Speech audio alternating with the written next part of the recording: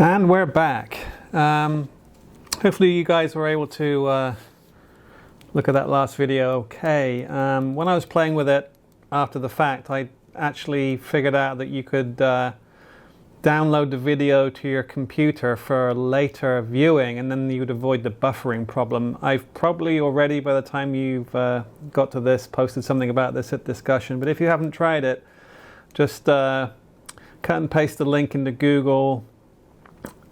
Open essentially in the Google browser. There'll be a button at the bottom right hand corner which will allow you to download the file. My recommendation is download the file to somewhere on your computer and then just view the file in any video viewing software you have, and that'll give you the best non-interrupted video. Okay, so back to it. We're talking about naming molecular elements and compounds. So because they're molecular, obviously they're going to have covalent bonds. Okay, so we did this in class, I believe, with one group, maybe not the other, but let's just go into it. Look at a few formulas, and we'll do it in the form of my favorite TV show. Oh no, that's not English Premier League. My second favorite TV show, Jeopardy. Okay, so on Jeopardy, the questions and answers are reversed. So if you remember the show, I give you the answer, you give me the question. Okay, so the first question in the form of an answer is, okay, formula of the compound that covers 2/3 of the Earth's surface, and you think to yourself, oh, water. What's the formula for water? H2O. Correct. Okay.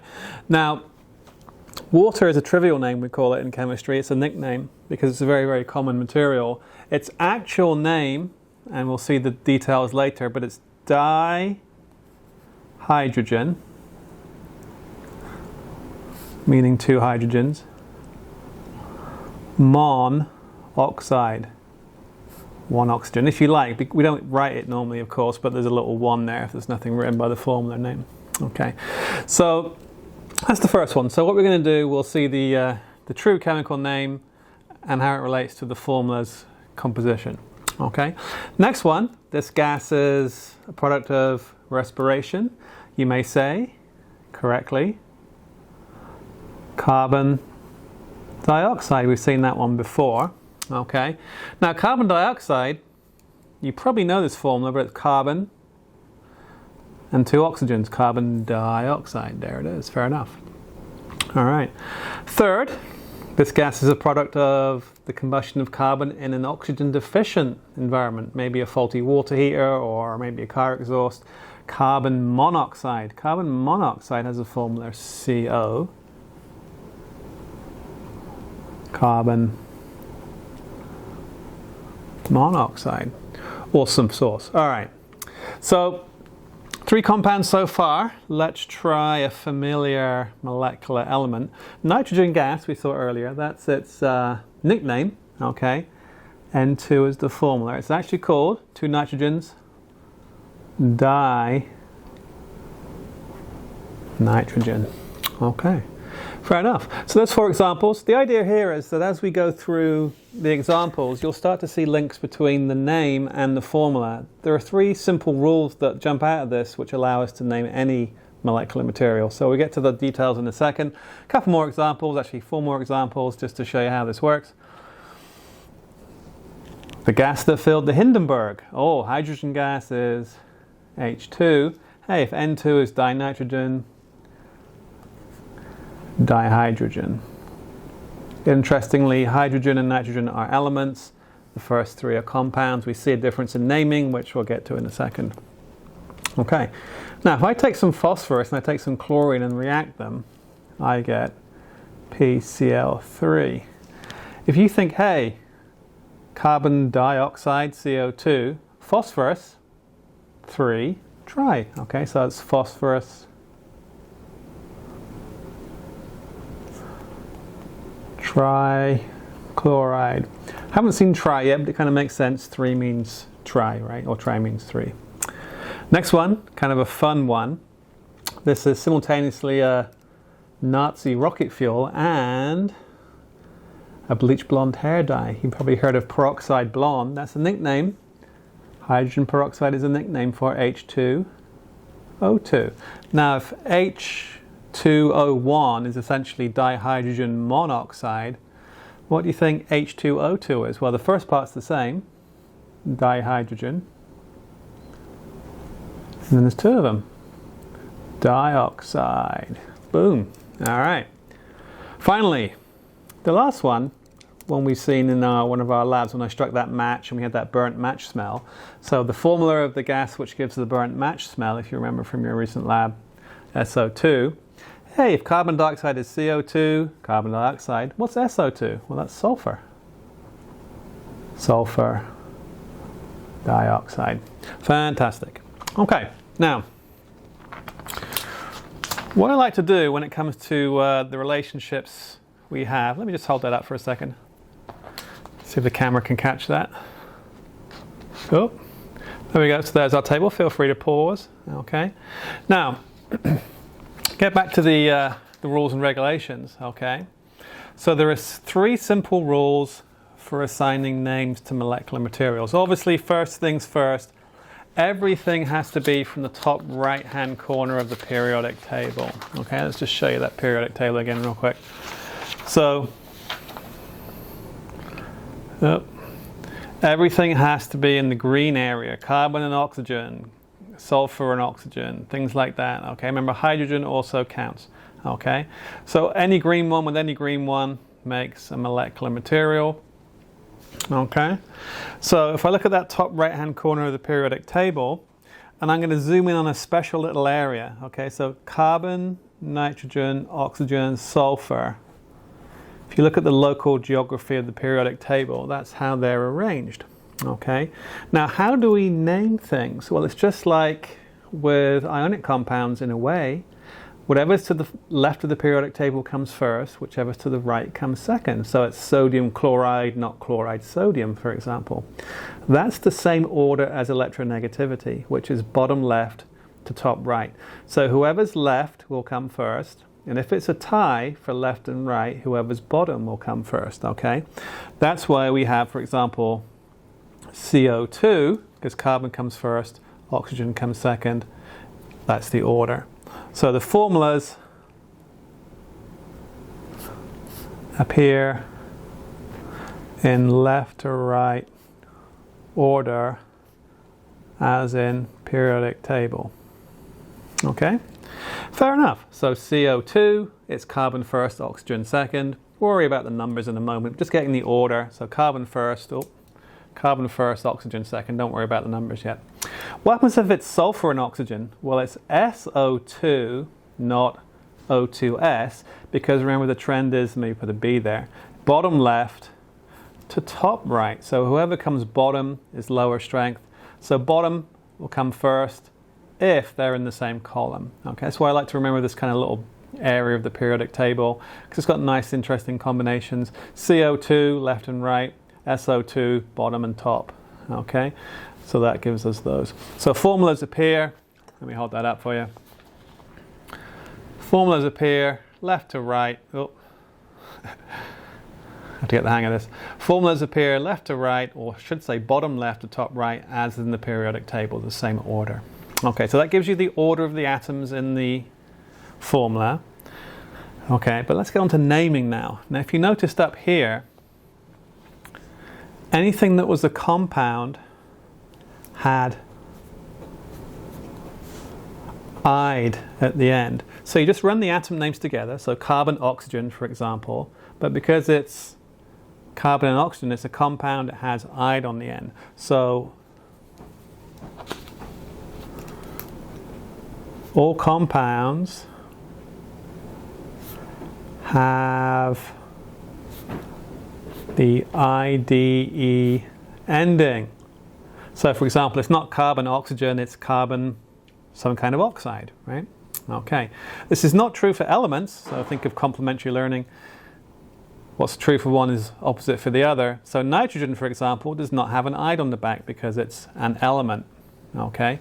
So nitrogen, no change. All right. However, the final rule for names is the numbers. So for example, H2O is dihydrogen monoxide. There's a relationship, if you think about it, di means 2. So there's a relationship between the subscript, 2 hydrogens in a molecule, and di in the name of the formula. Okay, so di relates to 2 atoms in the formula. Mono relates to 1. Okay, so prefixes, which is the di and the mono, and subscripts, which is a little subscript in the formula, tell the number of each atom type. Okay, so those are the 3 simple rules for assigning names to formulas. Okay, first, the order of the atoms is the same as the order in the periodic table, but remember, if you're in the same column, lower comes first, left always comes first, right comes second, left to right like reading the book. But if they're in the same column, bottom first, top second. So it's sulfur followed by oxygen and carbon followed by oxygen. Okay, so we have, for example, carbon oxygen. Okay, 2 atoms bound together, carbon oxygen. It's a compound, has "ide" on the end, so carbon oxide. Yeah, and if it's CO2, well, how do you know it's 2? Carbon dioxide. Okay, H2O1, dihydrogen monoxide. We need some practice, of course, but that's the rules. Always feel free to come back to the rules, just so you know what's going on. All right, so the prefix table. The prefix table just simply tells you the number of atoms and its related prefix. So, as we mentioned, mono is 1. So, for example, NO is nitrogen monoxide. Okay? Now, you may be saying to yourself, why isn't it mono nitrogen monoxide? Well, it should be. But it turns out that in nature, and we have the fine print down here, okay, turns out that in nature there's so many molecules with 1 atom in the front, we just tend to drop the mono on the front. That doesn't mean we dropped other ones, just mono.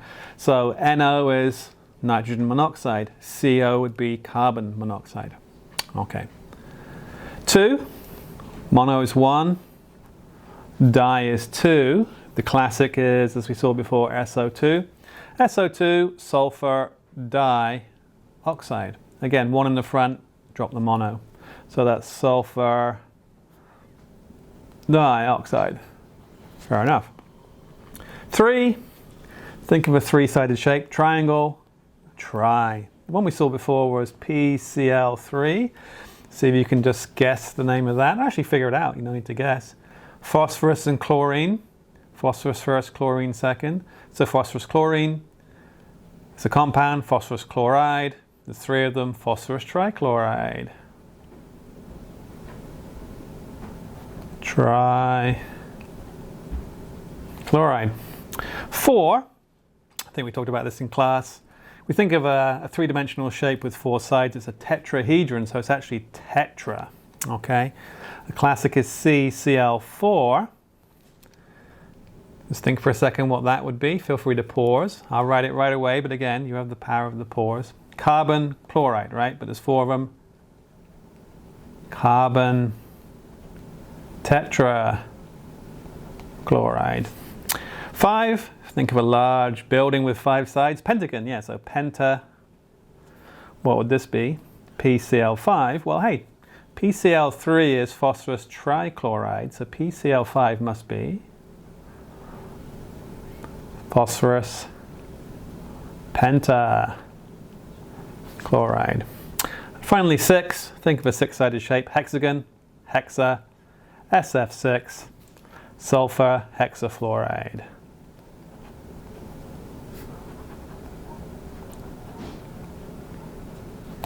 Okay, hold that up so you can see it better.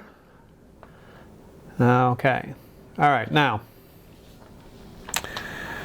we have a task. Okay, now remember, don't forget you have the power of the pause button. I would recommend you maybe look at the first 2 for an example and then try the rest yourself. Okay, so name the following, formulas to names, and then names to formulas. So nitrogen with fluorine, so that's nitrogen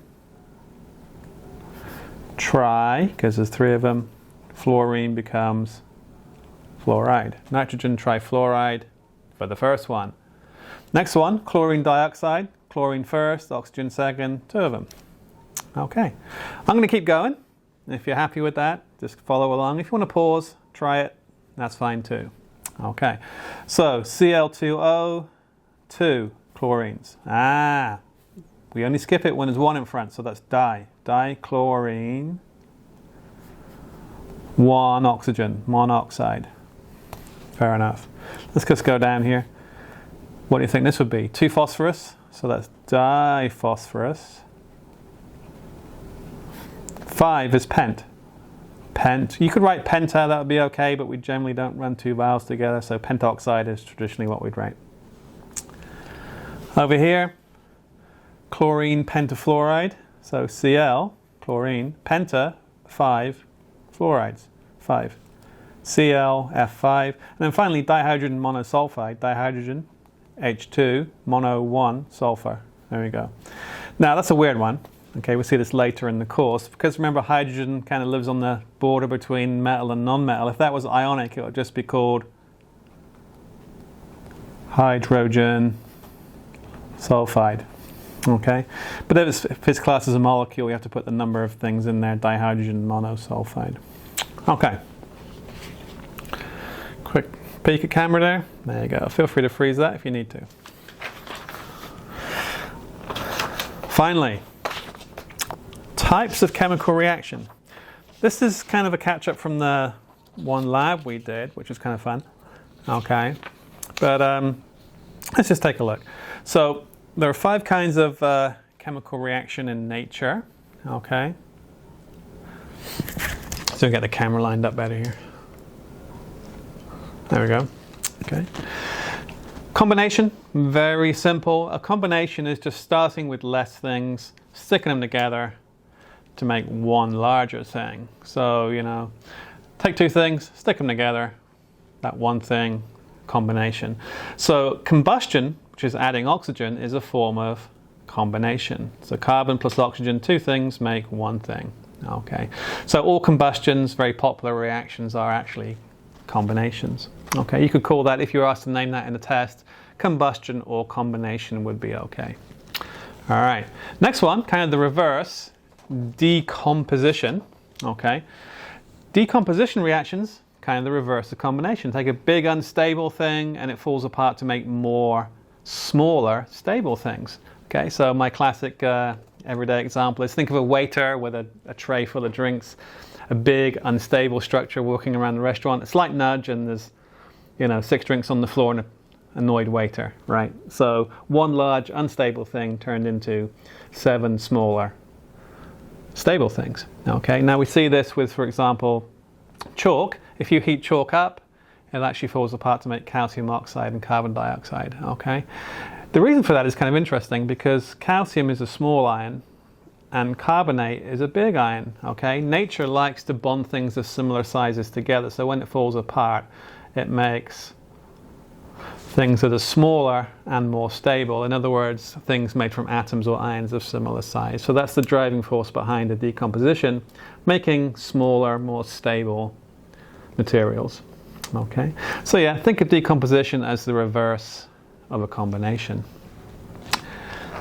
Now we're on to some kind of interesting ones, kind of weird ones. Okay, single replacement reactions. I call them PROM reactions. You may remember the Prue lab.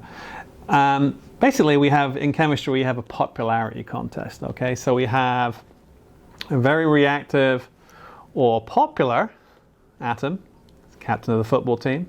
Okay, coming across an unlikely pair. We have the nerd and the cheerleader. Please excuse my 1986 kind of stereotypes. All right, so what do we have? If the jock comes across the nerd talking to the cheerleader, what happens? Well, the natural order has to be reassembled, right? So the more reactive or the more popular kicks out the less reactive or the less popular. Nature's balances resume, the cheerleader and the jock get together, and the nerd's out by himself. Okay, obviously later in life this person makes $1 billion and becomes Bill Gates, and it's all irrelevant. But that's a joke. That's high school, right? Okay, now if we see this play out for real in a test tube, if I mix something that's super reactive by itself with a pair of things already bound together, one of them is less reactive, it just kicks it out. Don't worry about the numbers. Tin is now with chloride rather than hydrogen. So we have a single, a pair, and a single type of atom. Okay, so it's a replacement. All right.